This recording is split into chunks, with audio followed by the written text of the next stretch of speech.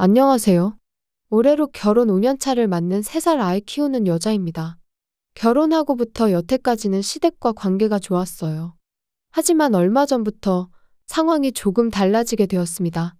어머님께서 살아계실 때 지병으로 고생이 많으셨어요. 그래서 병수발까지는 아니지만 한 주에 두어 번씩은 퇴근길에 시댁에 들려 밀려있는 집안일을 해놓고 오곤 했었거든요. 그러다 어머님이 결국 세상을 떠나셨고, 그러자 아버님께서는 번거롭지 않냐, 이제 안 와도 된다고는 하셨는데, 막상 한 달 정도 지나 시댁에 가보니 집이 개판이었고, 아버님은 식사도 제대로 못 챙겨 드셨던 것 같았죠. 밥솥은 언제 마지막으로 쓴 건지 먼지만 한가득 쌓여 있었고, 밥솥에 쌓인 먼지만큼 분리수거함에도 배달 용기가 한가득이었으니까요. 그래서 그때부턴 다시 한 주에 한두 번은 퇴근길에 시댁에 들리기 시작했어요. 모시고 사는 것도 생각을 안 했던 건 아닌데, 저희도 상황이 상황인지라 그건 어려웠거든요. 그런데 얼마 지나지 않아 제 회사 일까지 바빠지면서 퇴근길에 들리는 것조차 여의치 않은 상황이 된 거예요. 그리고 처음엔 아버님이 상황을 이해해 주실 줄 알았는데, 언젠가 한 번은 술에 잔뜩 취하셔가지고 시애비를 굶겨주길 작정이냐며 전화에다 대고 난리를 치시더라고요. 그리고 이후로도 그런 일이 몇 번이나 반복되었지요.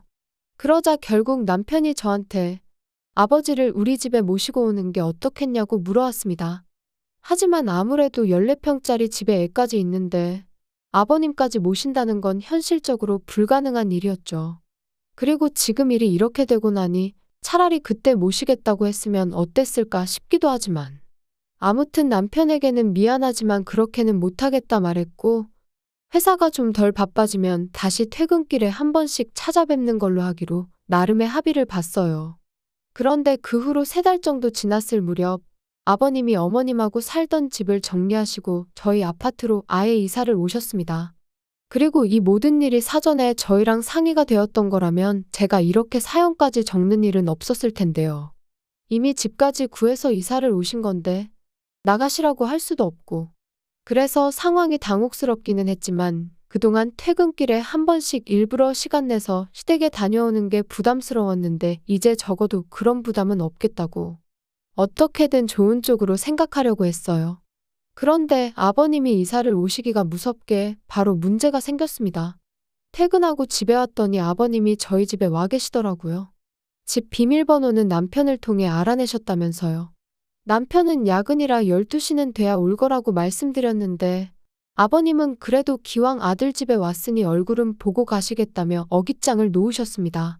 그리고 저는 그런 아버님께 엎어지면 코 닿을 거리에 사는데 왜 그러시냐 한마디 하고 싶었지만 한편으론 얼마나 적적하셨으면 저러실까 싶어 꾹 눌러 참았어요. 그리고 그 덕에 저는 옷도 편하게 입지도 못하고 제대로 쉬지도 못한 채 벌 아닌 벌을 서게 된 거지요.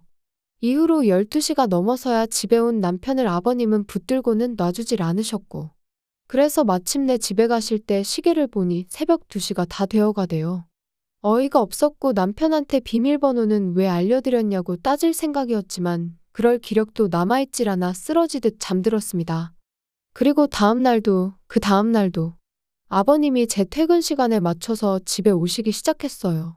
어떨 땐 먼저 들어와 계실 때도 있었고요. 그리고 그런 아버님께 나가달라고 하자니 차마 입이 안 떨어지대요. 남편은 남편대로 그냥 저한테 무조건 미안하다고 사과만 할 뿐, 이 상황을 해결하려는 의지는 없는 눈치였고요. 정말이지 모시지만 않았지 모시고 사는 거나 다름없는 날들이었어요. 정말 피곤한 날도 아버님 때문에 저녁 식사를 준비해야 했고, 식사 후에는 자연스레 거실에서 TV를 차지하고 계시니 집에서 제가 편하게 쉰다는 건 거의 불가능한 일이었지요. 그리고 말이 나왔으니 말이지만 반찬 투정은 또 얼마나 심하셨는지 몰라요. 고기 반찬이 없으면 밥상머리에 풀떼기밖에 없다고 짜증을 내시기 일쑤셨고, 나중에는 아예 내일은 이거 해달라 저거 해달라 메뉴를 정해 통보를 하시대요. 그리고 이런 날들이 3달 넘게 이어지니 정말 정신이 나갈 것 같더라고요. 게다가 처음엔 그래도 주말에는 아버님이 안 오셨는데 언젠가부터는 주말에도 저녁 식사는 같이 하는 게 좋겠다면서 초인종도 안 누르고 그냥 문 따고 들어오셨습니다. 그리고 그럴 때마다 매번 남편은 미안하단 말뿐이었어요. 그래도 아버지인데 어쩔 수 없지 않냐면서요. 다 적고 나니 남편하고 아버님 흉보는 내용밖에 없네요. 사실 남편 말 맞다나 아예 처음부터 시부모님을 모시고 사는 사람들도 있는데 그에 비하면 저희 아버님은 저녁 때만 왔다 가시는 거니 제가 너무한 건가 하는 생각이 들기도 해요. 정말이지 저도 제가 원하는 게 뭔지 도대체 어떻게 하고 싶은 건지 모르겠기에 머릿속을 정리하면서 위로도 좀 받고 싶어 이렇게 사연을 보냅니다. 혹시나 저랑 같은 상황을 겪으신 분이 있다면 어떻게 하는 게 현명한 대처인지 조언 한마디 부탁드려요. 안녕하세요. 얼마 전에 어머님 돌아가시고 나서 아버님이 집 근처로 이사와 매일같이 집에 찾아온다는 사연 적어보냈던 사람입니다. 벌써 2달이나 지났다는 게 시간이 참 빠르구나 싶네요. 아니면 매일같이 시달려서 시간 가는 줄 몰랐던 걸 수도 있고요. 잠들기 전이면 항상 제 사연에 달리는 댓글을 확인했었는데 뭐하러 참고 사냐며 이혼하란 사람들이 많았어요. 그리고 솔직히 처음엔 사람들이 남의 일이라고 너무 쉽게 이혼 이야기를 꺼내는구나 싶었죠. 이제 와서 말이지만 저한테 이혼이라는 옵션은 아예 없는 거나 마찬가지였어요. 어떻게든 지금 이 상황만 현명하게 넘기면 괜찮을 거라고 생각했으니까요. 그런데 누군가가 남긴 지금 이혼하지 않으면 시아버지 돌아가시는 날까지 그렇게 시달리며 살아야 될 거라는 댓글을 읽었을 땐 뒤통수를 맞은 듯 큰 충격을 받았습니다. 남편하고 한번 허심탄회하게 이야기해보란 댓글도 있었는데 왜 안 해봤겠어요. 하지만 그럴 때마다 남편은 그저 고장난 라디오 마냥 고맙다 미안하다 말뿐이었으니 나중엔 대화도 무의미하게 느껴지더라고요. 아무튼 어찌저찌 마음속에 참을인자 새겨가며 하루하루를 버티고 있었는데 결국 아버님하고 부딪히고 말았네요. 아버님은 평소에도 반주를 즐겨 하시는 분이셨는데 어머님 돌아가시고 나서는 더 자주, 더 많이 드시더라고요. 그리고는 언젠가부턴 저희 집에 오실 때도 술은 잊지 않고 챙겨오기 시작하셨지요. 그리고 그날도 어김없이 제가 어린이집에서 아이를 데리고 퇴근을 하니 아버님이 먼저 와 계셨어요. 무슨 보물단지 마냥 소주 2병을 끌어안고요. 아버님이 아이랑 놀아주신다길래 저는 저대로 저녁 식사를 준비하기 시작했습니다. 그런데 문득 왜 이렇게 조용하지 싶은 거예요. 그래서 거실로 나가보니 세상에 아버님이 안주도 없이 소주를 드시고 계시대요. 게다가 제가 보고 있다는 걸 모르셨는지 아버님이 저희 애 입에다 소주병을 가져다 대시면서 너도 좀 먹어봐라. 음료수야 음료수 그러시는데 너무 순식간이라 이런저런 생각할 겨를도 없었어요. 그냥 너무 놀라서 반사적으로 아버님 손에 들린 소주병을 밀어버렸죠. 그리고 다행히 저희 애가 맛은 못 본 것 같더라고요. 그런데 아버님은 지금 네가 나를 쳤냐면서 고래고래 소리를 지르기 시작하셨습니다. 그리고 그때부턴 저도 눈이 뒤집어졌던 것 같아요. 아버님더러 제정신이시냐고 따졌습니다. 참고 살다간 평생 끌려다닐 거란 사람들의 말도 생각났고 제 아이를 위해서도 그냥 넘어가선 안 되겠다 싶었거든요. 아버님한테 지금 제정신이냐고 겨우 3살짜리 손자한테 술을 음료수라며 주는 할아버지가 세상에 어딨냐고 쏘아붙였습니다. 그랬더니 아버님이 그거 좀 먹는다고 애가 어떻게 되는 것도 아닌데 제가 당신을 아주 잡아먹을 기세라며 소리를 지르시곤 화장실로 휙 들어가시대요. 그리고 1분 정도 지났나 벼랑간 집안에 담배 냄새가 차오르기 시작했어요. 알고 보니 아버님이 분을 삭히지 못하시고 화장실에서 흡연을 하셨던 거지요. 어이가 없어서 화장실 문 두들기며 당장 나오시라 했어요. 무식하게 누가 요즘 실내에서 담배를 피냐고 그리고 간접흡연이 애한테 얼마나 안 좋은지 모르시냐고 대체 아버님 땡 놔두고 저희 집에 오셔선 행패시냐고. 저도 그간의 울분 때문인지 악다구니를 썼네요. 그랬더니 결국 아버님이 술맛 다 떨어졌다. 여기 괜히 왔다 하시면서 당신 집으로 가셨습니다. 현관문을 어찌나 3개 닫으시던지 문 다 부서지는 줄 알았네요. 그리고 그제서야 남편이 기껏 한다는 말이 그래도 며느리가 시아버지한테 태도가 그게 뭐냐입니다. 어이가 없어서 남편한테 한마디 했어요. 그러니까 진작에 당신이 아버님 단속 좀 하지 그랬냐고요. 그랬더니 아버지가 애한테 설마 진짜 술을 먹일 생각이셨겠냐면서 장난으로 그러신 걸 텐데 평소에 제가 워낙 아버님이라면 싫어라 했으니 그런 반응을 보인 거랍니다. 장인어른이었으면 그런 식으로 행동하지 않았을 거라면서요. 애를 생각해서라도 큰 소리는 그만 내야지. 싶었지만 어찌나 남편이 뻔뻔하게 나왔는지 몰라요. 잘났다고 하는 말이 얼마나 아버님이 외로우셨으면 이사를 다 오셨겠냐. 새끼 다 챙겨드리라는 것도 아니고 저녁 한 끼 같이 먹자는데 그게 그렇게 거슬리냐면서 막말로 모시고 사는 것도 아닌데 저더러 너무한다나요? 그러면서 반대로 저희 친정아버지였으면 제가 이렇게 나왔겠냐고 아마 벌써 모시고 왔을 거랍니다.